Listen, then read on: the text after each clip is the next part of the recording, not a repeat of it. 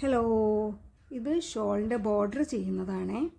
അപ്പോൾ 2 തരം ലേസാണ് എനിക്ക് കസ്റ്റമർ തന്നിട്ടുള്ളത്. അപ്പോൾ ഏറ്റവും ഭംഗി ഏത് ലേസിനാണോ ഉള്ളത് വെച്ചാൽ അത് വെച്ചിട്ട് ചെയ്യാനാണ് പറഞ്ഞിട്ടുള്ളത്.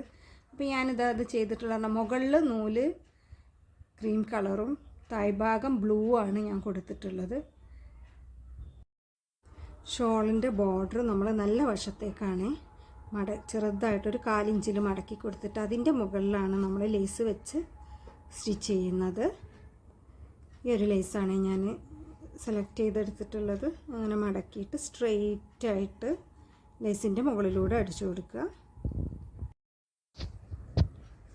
ഇതിൻ്റെ കോർണർ എത്തുമ്പോൾ ഈ ഭാഗം ഒന്ന് ആദ്യം മടക്കി കൊടുത്തിട്ട് ലേസ് അവിടെ ഒന്ന് ചെറുതായിട്ടൊന്ന് ഇങ്ങനെ തിരിച്ചൊന്ന് ട്വിസ്റ്റ് ചെയ്താൽ മതി. എന്നിട്ട് അടിക്ക് അവിടെ ഒന്നും കട്ട് ചെയ്ത് കൊടുക്കുകയൊന്നും വേണ്ട. നമുക്ക് 4 ഭാഗവും ഒരുപോലെ തന്നെ സ്റ്റിച്ച് ചെയ്തെടുക്കാം.